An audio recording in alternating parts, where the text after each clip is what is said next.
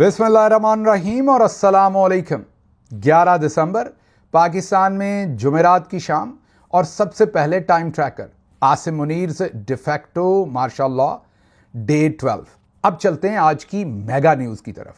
Mega news ये है कि जनरल फैज़ हमीद को 14 साल कैद बामुशक्कत की सज़ा कोर्ट मार्शल के सिलसिले में सुना दी गई। पाकिस्तानी फौज ने उन्हें 14 साल कैद बामुशक्कत की सज़ा सुनाई है। बहुत ही मेजर डेवलपमेंट है। पहली दफ़ा पाकिस्तान की तारीख में किसी साबिक DGISI या इतने बड़े ओहदे पर रहने वाले फौजी अफसर को सज़ा सुनाई गई है।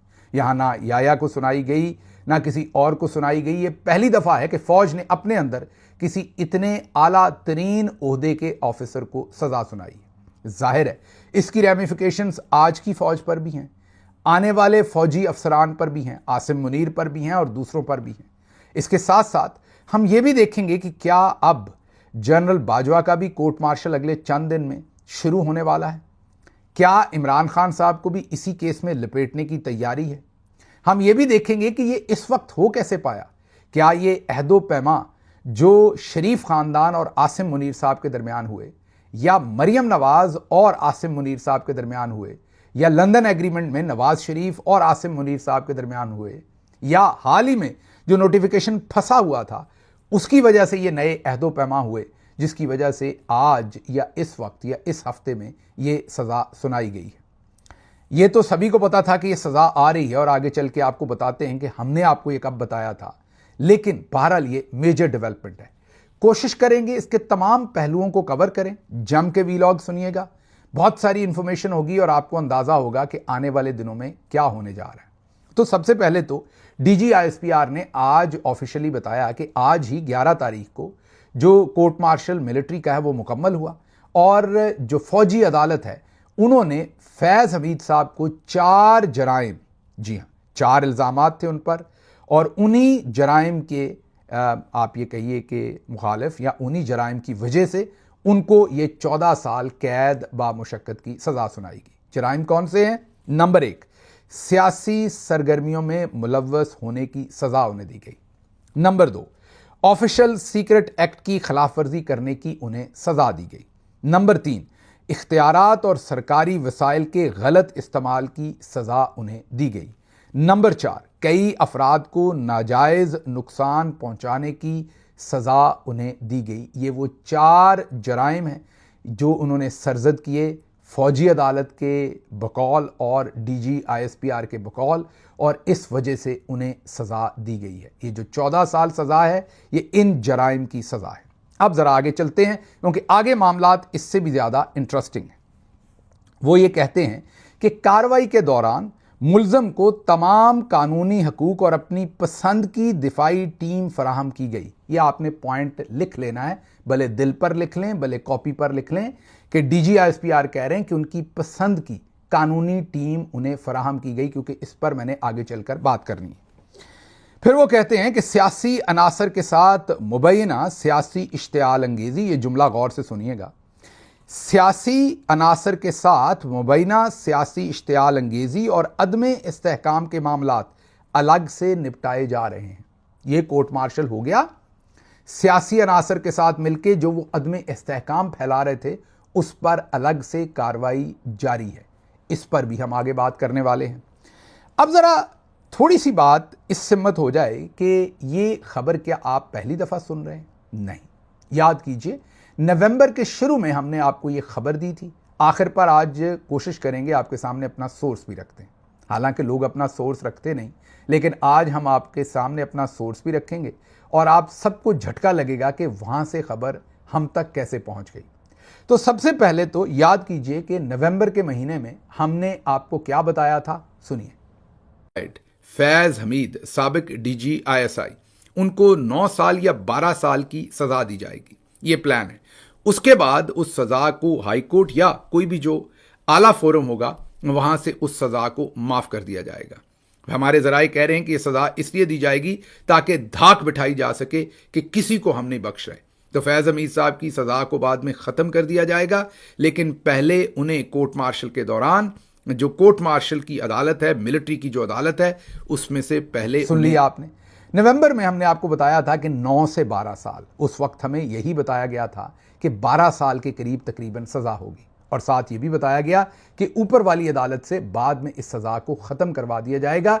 इस तरह से सभी को राज़ी कर लिया जाएगा और सभी ऑब्जेक्टिव्स जो हैं वो पूरे भी कर लिए जाएंगे। अब ज़रा आगे चलते हैं। आपको याद है मैंने कहा था कि ये चीज़ लिख लें कि उनकी मर्ज़ी की कानूनी टीम उनको फराहम की गई। सबसे पहले तो ये सोचिए कि ये केस सब कुछ नूरा कुश्ती नहीं थी, ये कोर्ट मार्शल जेन्युइनली हो रहा था। कोर्ट मार्शल से पहले फैज़ हमीद साहब के साथ इन्होंने कोई डील नहीं कर ली थी। वाकई ये गुमसान की जंग थी, एक तरफ फैज़ हमीद थे, दूसरी तरफ आसिम मुनीर और उनके साथी थे, और वो कोर्ट मार्शल को भुगत रहे थे। अब अगर ऐसी सूरत हाल मेरी हो या आपकी हो या किसी की भी हो पाकिस्तान के अंदर, जिसको इतना सीरियस एक फौजदारी इसे कहें, बल्कि फौजदारी का भी बाप मतलब कि कोर्ट मार्शल जिसको फेस करना पड़ रहा है, तो वो किन वकला को इंगेज करेगा। मेरे पास अगर चॉइस हो तो मैं फैसल सदीकी को शायद सबसे पहले कोशिश करूं राब्ता करने की। कराची के वकील हैं, तगड़े वकील हैं, बोल्ड हैं, फौजियों शौजियों से डरते नहीं हैं ज़्यादा, जर्नल्स के सामने या उनसे रिलेटेड केसेस में खुल के बात करते हैं। मैं कोशिश करता सबसे पहले कि वो मेरी टीम में हो। ज़रूरी नहीं कि एक शख्स हो, क्योंकि बड़ा केस है ये, कोई हमारा दोस्त बुशारत मसल्ली तो नहीं आगे केस फेस कर रहा ना कि कोई उसने भैंस चोरी की हुई है। ये साबिक डीजी ISI केस लड़ रहे हैं इस वक्त के आर्मी चीफ के खिलाफ, इस वक्त की पूरी फौज के खिलाफ। तो फैसल सदीकी पहली चॉइस हो सकते थे। सलमान सफदर बड़ा नाम है, वो भी एक चॉइस हो सकते थे। उसके बाद ख्वाजा हारिस, उनकी कई लोग बात करते हैं कि वो इधर भी चले जाते उधर भी, लेकिन वकील काबिल है। सिकंदर जुल्करनैन लाहौर से अच्छे वकील हैं। बुरहान मुअज़्ज़म बड़े तगड़े अच्छे वकील हैं, मेरे अपने वकील रहे हैं ट्रायल के अंदर। मुझे पता है कि ट्रायल में वो बिल्कुल फिरकी की तरह फिर जाते हैं और जज को घुमा के रख देते हैं। तो ट्रायल के बहुत ही जहांदीदा वकील हैं वो भी। फिर खोसा साहब, कौन नहीं जानता, मशहूर ज़माना। एतजाज़ साहब अब ज़रा थोड़ा सा रिटायरमेंट वाले मोड में हैं, वरना वो भी एक बड़ा नाम। इसी तरह से और पाकिस्तान के अंदर बेशुमार बड़े बड़े नाम जो किसी भी साबिक DG ISI की चॉइस होंगे कि मैंने इन 1 2 3 वकला के साथ अपना कोर्ट मार्शल जो है उसको फेस करना है। लेकिन जब आप के सामने उनके वकील आते हैं तो बहुत ही जूनियर वकील इनकी निस्बत, बहुत ही जूनियर जूनियर जूनियर, मेरे हिसाब से ये मेरा तज्जिया है कि मुकम्मल तौर पर इनकेपेबल इस काम के लिए। मुकम्मल तौर, ये मेरा तज्जिया है। मेरे ख्याल में अगर मैं वकील कर रहा हूं तो मैं उन्हें इस तरह के किसी केस के लिए वकील ना करूं। एक वजह। दूसरी वजह, जब बहुत सारे लोग ये सवालात उठाते हैं, आप जाइए सोशल मीडिया भरा पड़ा है, कोई ये इल्ज़ाम लगाता है या सवाल उठाता है सोशल मीडिया पर कि ये तो ISI के साथ काम करते थे कराची में। कोई सवाल उठाता है, इल्ज़ाम लगाता है कि ये वकील साहब तो ISI के लिए फलां जगह काम करते थे। अब ये बात सच है या झूठ है इसको छोड़ दीजिए, लेकिन इतना जूनियर वकील, इतना मैंने जो नाम बताए उनके कंपैरिजन में, इतना जूनियर वकील उनके कंपैरिजन में, जाहिर है ये मेरा तज्जिया है सारा, आप मेरे से डिफर कर सकते हैं, मैं गलत भी हो सकता हूं, लेकिन मैं आपके सामने एक डायमेंशन रख रहा हूं इस केस की, जिससे आपको समझ आएगी कि असल में ये केस था क्या, सामने क्या नजर आ रहा है, पीछे क्या था।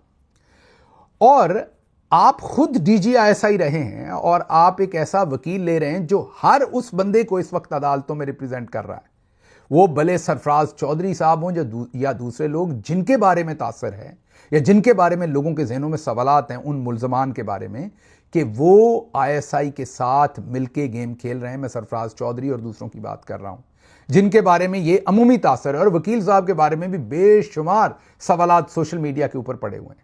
तो आप इतने सीनियर वकला को पूरे पाकिस्तान में छोड़ के एक DG ISI एक इतने जूनियर वकील को लेगा, ये मेरी समझ में अभी तक नहीं आ रहा। आगे चलते हैं। ले लिया, खैर है। अब ये केस क्या था? क्या ये कोई ऐसा टेक्निकल केस था कि हमारे एटम बम के अंदर से कोई पिन निकाल के, जिससे एटम बम की हवा निकल गई, वो पिन निकाल के इन्होंने किसी मुल्क को बेच दी? नहीं, सियासी मुदाखलत, तो सियासी किस्म का केस था। तो ऐसे केसेस में क्या करते हैं आप सारा सच अवाम के सामने लाते हैं। फैज़ हमीद की सारी कहानी आप अवाम के सामने रखते हैं। क्या आपने पिछले 2, 3, 4, 6, 8 महीनों के अंदर कभी फैज़ हमीद साहब के कोर्ट मार्शल से रिलेटेड उनके वकील को कोई बात करते हुए सुना? कोई उन्होंने तफसीलात दी? कोई उन्होंने एतराज़ किया? उन्होंने कभी भी कहा कि हमें फेयर ट्रायल नहीं मिल रहा? उन्होंने कभी भी कहा कि हमने फलां गवाह को बुलाया, वो गवाही के लिए नहीं आया। उन्होंने कभी भी कहा कि हमने साबिक आर्मी चीफ जनरल बाजवा जो कि बॉस थे फैज़ हमीद के, उनको गवाही के लिए बुलाया, उनको नहीं बुलाया जा रहा। उन्होंने कभी फैज़ हमीद की साइड की स्टोरी सामने रखी? नहीं।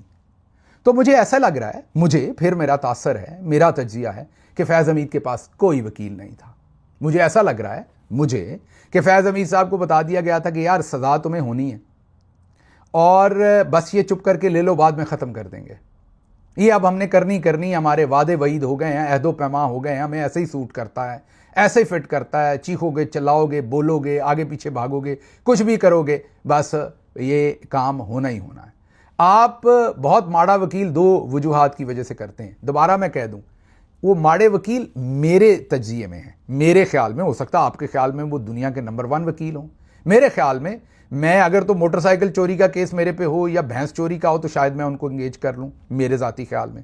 इससे ज़्यादा सीरियस केस होगा तो मैं उसमें भी उनको नहीं करूंगा, क्योंकि मेरे ख्याल में जो उनके ऊपर सवालात उठते हैं, मैं उन सवालात के उठने के बाद उनके साथ नहीं जा सकता अपने किसी भी केस में। मुझे ऑफर भी हुई थी एक मौके के ऊपर, ऐसे ही, मैं ज़रूरी नहीं कि इनकी बात कर रहा हूँ, ऐसे ही किसी वकील की खिदमात की, लेकिन मैंने इनकार किया था कि नहीं जी, मैंने बुरहान मोअज़्ज़म साहब के साथ जाऊंगा, मैं उनके साथ अपना केस करूंगा, सलमान सफदर साहब के साथ जाऊंगा, मैं उनके साथ केस करूंगा, क्योंकि मुझे उनके ऊपर ज़्यादा कॉन्फिडेंस था। जब मेरा ट्रायल हो रहा था, मैं वो बता रहा हूँ। अब वापस आते हैं तो बिल्कुल सन्नाटा, फैज़ हमीद साहब की स्टोरी कभी आपके सामने नहीं आई जिससे आपको ये पता चलता है कि कोई लीगल फाइट तो हमें नज़र ही नहीं आई कहीं होती हुई। कोई आज अचानक से ISPR ने ये सज़ा सुना दी। आगे चलते हैं। अब ज़रा ये भी आपको अंदाज़ा हो गया, आप ये भी अभी तक सोच रहे होंगे कि हमने इतनी देर पहले, जाहिर है आप में से कई लोग कह रहे होंगे कि आप तो 12 कह रहे थे, सज़ा तो 14 हुई है, अब इतना मार्जिन तो दें, मैंने लिखनी तो नहीं थी ना सज़ा, मुझे तो किसी सोर्स से जो पता चली थी वो आपको बता दी। आधी बात पूरी हो गई कि तकरीबन उससे मिलती जुलती सज़ा हुई है, आधी बात अगली इंशाल्लाह आपको पूरी होती नज़र आएगी जब ये सज़ा जो है वो आज कल 6 महीने साल में कल अदम करार दे दी जाएगी, तो आपको फिर पता चल जाएगा कि ये लार्जर पिक्चर क्या है। अब आगे चलिए ज़रा, फैज़ हमीद है कौन? कोई आम सा बंदा है, कोई लांस नायक है, कोई आम बंदा है? नहीं, DG ISI है, AG रह चुके हैं। AG कौन होता है? जो पूरी फौज के डिसिप्लिन को देखता है, फौज की पूरी फौज को जिसने डिसिप्लिन में रखना होता है। AG रहे, कोर कमांडर रहे, अच्छा कोर कमांडर छोड़ देते हैं, पहले सबसे वो DGC रहे, और लग ये रहा है कि जो इल्ज़ामात उन पर लगाए गए हैं ना, उनमें कुछ इल्ज़ामात या काफ़ी सारे इल्ज़ामात उस ज़माने के भी हैं जब वो DGC थे, तो उन्होंने जराइम वहां किए जिसकी सजा उन्हें आज दे रहे हैं। DGC रहे, DG ISI रहे, AG रहे, उसके बाद कोर कमांडर रहे। अब जरा इसमें से 2-3 चीजें हम बात करते हैं। पहले तो ये बड़ी अच्छी शुरुआत है, बहुत अच्छी शुरुआत है ये सजा दे के। क्यों? ये सजा दे के वो जो आपका बयानिया था ना कि फौज एक बड़ा मुनज़्ज़म अदारा है, इसके अंदर तो कुछ हो ही नहीं सकता, आपने अपने उस बयानिए को उड़ा के रख दिया। आपने हमें यह बताया कि एक बंदा DGC के ओहदे पर क्राइम कर रहा था, उस वक्त के DG ISI को कुछ पता नहीं था। वाह वाह वाह, माशाल्लाह, ये कैसा इदारा था जिसके नीचे काम हो रहा था और DG ISI को कुछ पता नहीं था। उस वक्त के आर्मी चीफ को कुछ पता नहीं था, आप हमें ये बता रहे हैं। आप हमें ये बता रहे हैं कि फिर पूरी फौज को ही कुछ पता नहीं था। उन्होंने, जिस बंदे ने DGC मतलब मेजर जनरल के लेवल पर ये सारे कारनामे अंजाम दिए, उसको फिर आप लोगों ने DG ISI भी लगने दिया। फिर आप कहते हैं कि उन्होंने DG ISI पर भी कारनामे अंजाम दिए, फिर आप लोगों ने उन्हें कोर कमांडर भी प्रमोट करके लगा दिया। आप लोग हमें बताते हैं army is chief, chief is army, तो आपका चीफ किधर था? उसे पता नहीं था। अगर पता था तो उसका कोर्ट मार्शल साथ क्यों नहीं हुआ? और अगर नहीं पता था तो फिर वो नकम्मा था, फिर तो सीधा आर्टिकल 6 लगना चाहिए। ऐसा नालायक आदमी, जनरल बाजवा की बात हो रही है, वो पाकिस्तानी फौज का आर्मी चीफ जिसे नीचे नहीं पता मेरे क्या हो रहा है। वजह 70 साल से फौज की मुख्तलिफ सूरतों में सियासत में मुदाखलत है, जो कि उसको तो इसी जुर्म पर। फिर अब जो फैज हमीद साहब हैं, इन्होंने को आंख थोड़ी मारी है DG ISPR की तरह। ये 4 आपने मेजर इनके ऊपर इल्जाम लगाए। इल्जाम क्या है? इन्होंने खुद ही कर लिए होंगे। इन्होंने भी किसी के नाजुक अज़ा के ऊपर जो करंट लगाया होगा, किसी को उल्टा लटकाया होगा, अगर किसी को नंगा किया होगा, उसमें किसी न किसी, इन्होंने जब ये लेफ्टिनेंट जनरल होंगे तो किसी मेजर जनरल को कहा होगा, नीचे ब्रिगेडियर्स होंगे, कर्नल होंगे, मेजर होंगे, नीचे फिर दूसरी सपा होगी सारी, उन्होंने इंप्लीमेंटेशन की होगी इनके ऑर्डर्स की। वो किधर है सारे? उनका कोर्ट मार्शल कैसे नहीं हुआ? हमने एक आम सिविलियन, ठीक है वो भी फौज पीछे थी उसके, लेकिन एक क्रिमिनल ट्रायल, क्रिमिनल केस भुगता था। तो इस बात की बिल्कुल लू लग गई थी कि क्रिमिनल केस के अंदर एक एक चीज को जब तक आप साबित नहीं करते तो आपको सजा नहीं दी जा सकती। ऐसा नहीं है कि आला कत्ल ना ढूंढ के लाएं तो कत्ल की सजा बड़े आराम से आप दे देंगे। आप कत्ल के पीछे जो मुहर्रकात हैं और कत्ल होने या कोई भी जुर्म होने के अंदर जो आपके के तमाम मुलव्वस लोग हैं, जिन्होंने आपकी सहूलतकारी की, जिन्होंने आपको कोई भी सहूलत फराहम की, मशवरा फराहम किया, यहाँ तक कि जो ललकारा मारता है ना, पंजाबी में कहते हैं ललकारा, और फड़ लो इनू और मारो इनू, उसको भी सज़ा मिलती है अदालत में, उसका भी रोल होता है। वो कहते हैं अगर ये ना कहता ना मार डालो इसे, तो शायद ये बंदा ना मारता।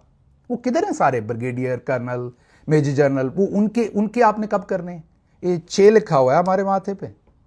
मतलब आप लोग हमें क्या समझते हैं? मतलब आपने एक बंदा उठाया, हाँ, आपने फूल गुलाब का उठाया, जनरल फैज हमीद साहब बीच में से, और आपने सजा दे दी। ये अभिनंदन है, जहाज में से गिरा है, जो इधर पकड़ के सजा दे दी, बाकी नहीं आने।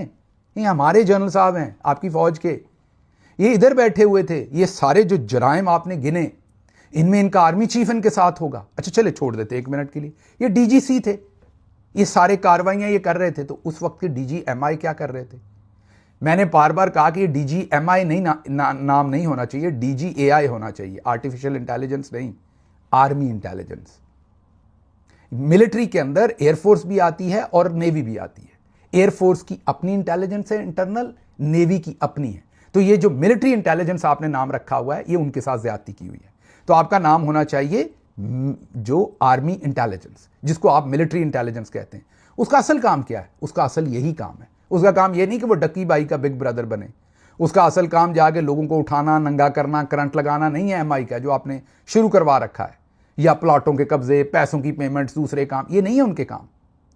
उनका असल काम यह है कि फौज के अंदर क्या हो रहा है, फौजी कौन ठीक चल रहा है, कौन गलत चल रहा है, कौन अफसर किसको मिल रहा है, उसके माली मामलात क्या हैं, उसके सर्विस के मामलात क्या हैं, उसका कंडक्ट क्या है, उसकी रूटीन क्या है, रूटीन से हटके क्या है, उसका डिसिप्लिन क्या है।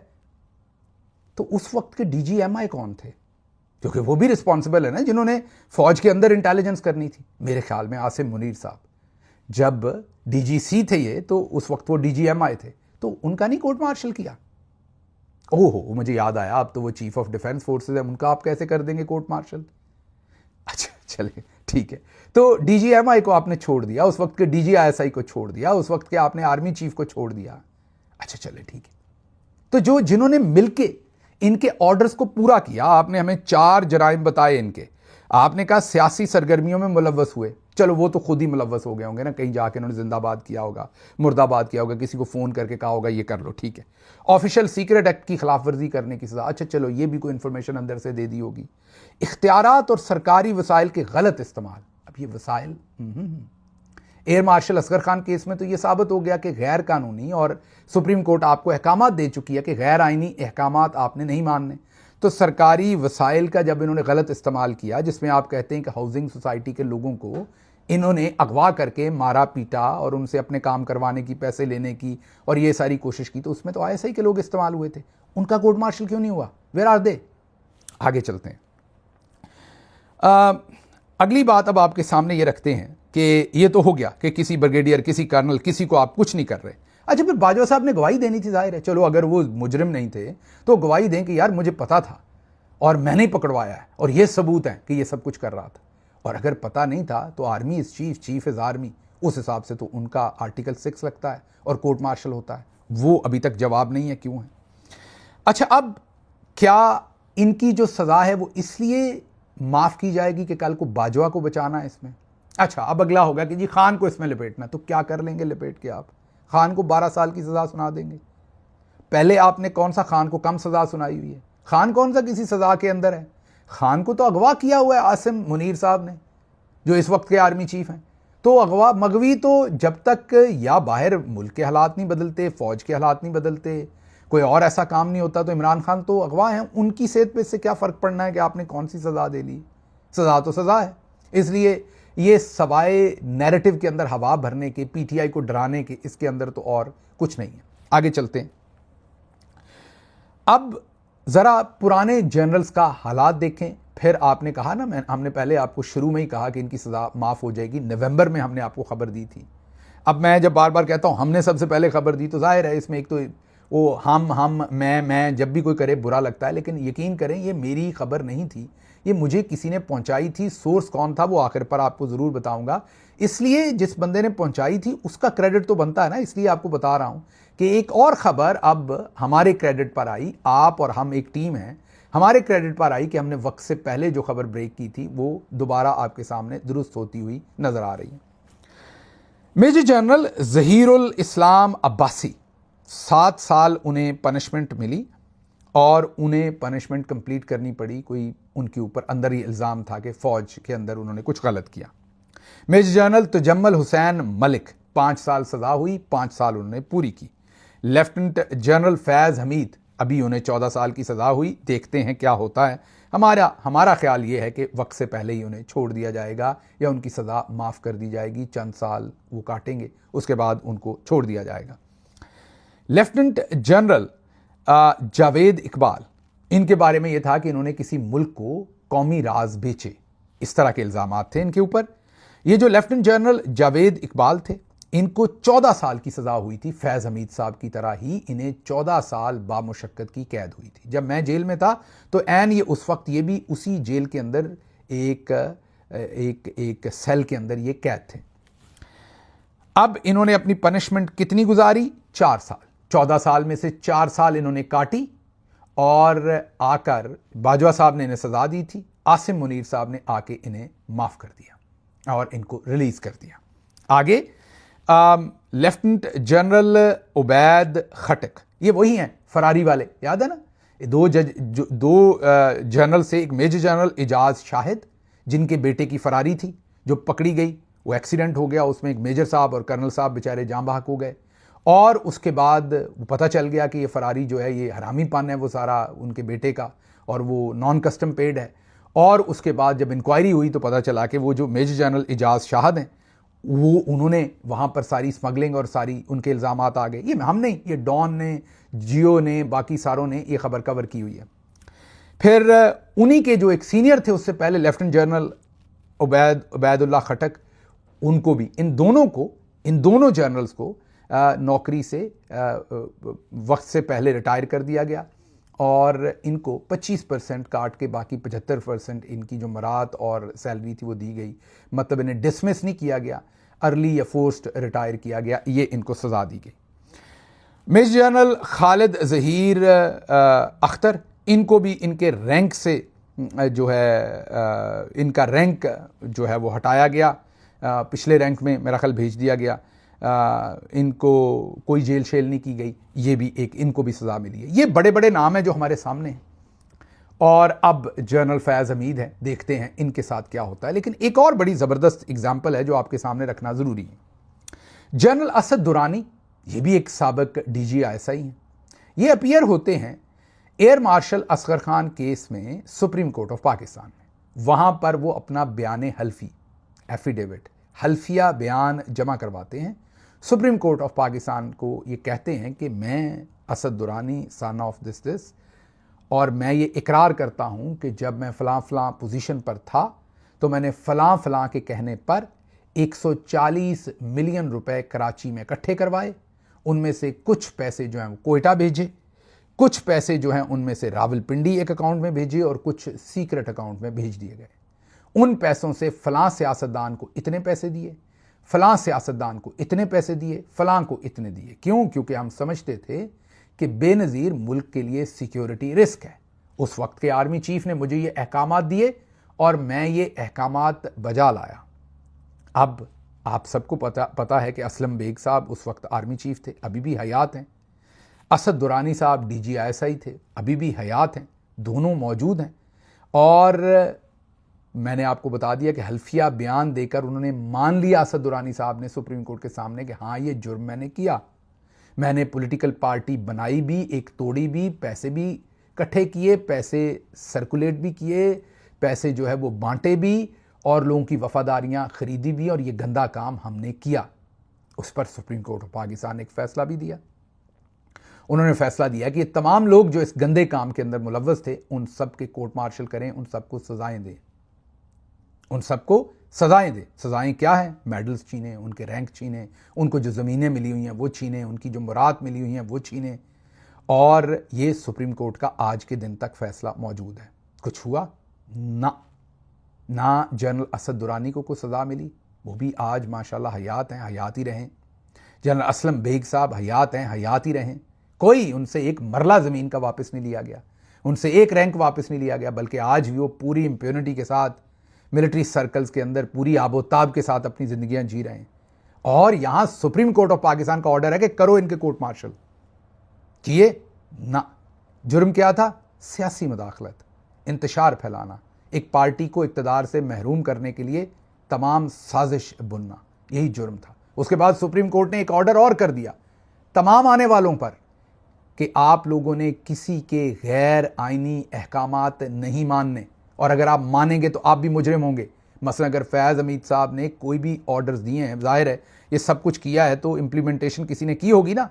अब air marshal Asghar Khan case के फैसले के बाद जो सुप्रीम कोर्ट का फैसला है, उसके बाद जिसने फैज़ हमीद के वो ऑर्डर्स माने वो तमाम मुजरिम हैं, उनका साथ कोर्ट मार्शल होना चाहिए था। किसी का कोर्ट मार्शल नहीं हुआ, सब कुछ सन्नाटा, सब जो ये समझा जाता है कि हमारे यहाँ चे लिखा हुआ है, हमें कुछ पता नहीं। ज़रा आगे चलें, एक आध बात रह गई है उसको ज़रा कवर कर लें। दुरानी साहब की पेंशन थोड़ी देर के लिए रोकी गई, इस केस की वजह से नहीं कि सुप्रीम कोर्ट ऑफ पाकिस्तान ने कहा। उन्होंने एक क्रॉनिकल्स के नाम से एक किताब लिखी, रॉ के एक चीफ के साथ मिलके, जिसमें हमारी फ़ौज और उनकी फ़ौज के उन्होंने मिलके कुछ बातें की जो हमारी फ़ौज को बड़ी बुरी लग गई। थोड़ी देर के लिए उनकी पेंशन रुकी, वो अदालत गए, अदालत ने कहा खोलो इनकी पेंशन खुल गई। तो ये मैक्सिमम कार्रवाई उनके खिलाफ हुई थी। आगे चलिए, हमूदुर रहमान कमीशन चैप्टर 1 हमने आपके सामने रखा। वहाँ पर फ़ौजियों ने इकरार जुर्म भी किए, फ़ौजियों ने दूसरों के खिलाफ गवाहियाँ भी दी। क्या किसी एक के खिलाफ भी कार्रवाई हुई? जवाब है निश्ता। जर्मनी में कहते हैं नुल, किसी के खिलाफ कोई कार्रवाई नहीं हुई। हमूदुर रहमान कमीशन रिपोर्ट के तनाज़र में किसी का एहतसाब नहीं हुआ। छोड़ दें किसी और को, याया खान का एहतसाब नहीं हुआ। याया खान से एक मरला वापस नहीं लिया गया, एक ऑनर वापस नहीं लिया गया, एक मेडल वापस नहीं लिया गया। आज भी याया खान का जो ख़ानदान है, उसके बच्चे हैं, वो जो स्टेट, जो ज़मीन, जो कुछ उसको मिलिट्री ने दिया था, उसके ऊपर आज के दिन तक अय्याशी कर रहे हैं। हमूदुर रहमान कमीशन रिपोर्ट के अंदर जितने वो नीचे से लेकर ऊपर तक अफसरान थे, उनके पास जो मराद थी वो आज भी उन्हें इस्तेमाल कर रहे हैं। आगे चलिए, क्या अयूब खान से कोई मुराद वापस नहीं? उनकी अगली औलाद से कोई मुराद वापस नहीं? ना, सब कुछ वहीं का वहीं। कोई उनके खिलाफ कार्रवाई नहीं। उन्होंने क्या किया? फातिमा जिन्ना के साथ कोई किसी को लेना देना नहीं, कोई कार्रवाई नहीं की। मुशर्रफ के खिलाफ कोई कार्रवाई हुई? हालांकि अदालत ने उन्हें आर्टिकल 6 में सजा दी। क्या उनसे कोई मुरब्बा ज़मीन, कोई मरला, कोई चीज़ वापस ली? ना। आगे चलिए, ज़ियाउल हक मरहूम, उनसे कोई किसी की कोई मुराद उनके बच्चे वही ज़मीनें आज भी काश कर रहे हैं जो उनको मिली हुई हैं वालिद मोहतरम की तरफ से, वही सारी अयाशियाँ, सब कुछ। कोई उनसे पूछा कि इलेक्टेड? और अब तो सुप्रीम कोर्ट ऑफ पाकिस्तान ने कह दिया कि भुट्टो को फांसी नाजायज़ दी थी, तो अब तो वो कातिल हैं, डिक्लेयर्ड कातिल हैं वो। तो क्या उनका को कोर्ट मार्शल हुआ? उनको को सज़ा दी? उनका को टाइटल वापस लिया? ना, यहाँ ऐसा कोई चक्कर नहीं है। बहरहाल अब अगली सूरत हाल ये है कि एक लाइन रखी गई है कि मुल्ज़म के सियासी अनासर के साथ मिली भगत, सियासी अफरा तफरी और अदम इस्तेहकाम के मामलात अलग से देखे जा रहे हैं। मैं नहीं मानता अलग से देखे जा रहे मतलब एक और कोर्ट मार्शल करना, ऐसे नहीं होता। क्रिमिनल केसेस में इकट्ठे ही सज़ा देनी होती, आफ्टर थॉट्स नहीं होते। तो ये ऐसी बकवास है, ये आपको कवर करने के लिए। तो अगली बात ये है, अब मैं ख़त्म करूँ इसे, इनको क्यों बचाया जाएगा? इनको इसलिए बचाया जाएगा कि अगर आज इनको ना बचाएं तो यही सारे काम आज आसिम मुनीर कर रहे हैं, तो इनको फिर कौन बचाएगा? इसलिए आसिम मुनीर साहब इनको बचाएंगे ताकि कल को इनको सज़ा ना हो। वरना तो जनरल नदीम अंजम ने भी सब कुछ यही किया और आज भी कर रहे हैं, मरीम नवाज़ को सारे मशवरे दे रहे हैं। तो क्या अगले नदीम अंजम को 14 साल सज़ा देंगे आप? जनरल बाजवा को देंगे? पिछले सारों को भी देनी पड़ेगी? सवाल ही पैदा नहीं होता। आप इससे मत जाएं। अब ये जो जुर्म क्या है जो इनका है फैज़ हमीद का, 3 जुर्म मुझे लगते हैं। आपने मुझे बताना है कमेंट्स में क्या। पहला जुर्म तो यह है कि उनकी मुखालफत थी, जैसे कुलीग्स का आपस में मुकाबला होता है, 2 फास्ट बॉलर्स का होता है क्रिकेट टीम में, 2 बैंक के अंदर असिस्टेंट मैनेजर्स का होता है, किसी का भी कहीं पर भी, या 2 डायरेक्टर्स का आपस में होता है किसी जगह पर, इसी तरह, या 2 वकला का आपस में होता है, इसी तरह 2 कंपैरेटिव कुलीग्स का आपस में मुकाबला था, फैज़ हमीद का और आसिम मुनीर का। उसके बाद आसिम मुनीर किसी भी तरह से भी आर्मी चीफ बन गए रिटायरमेंट के बाद भी।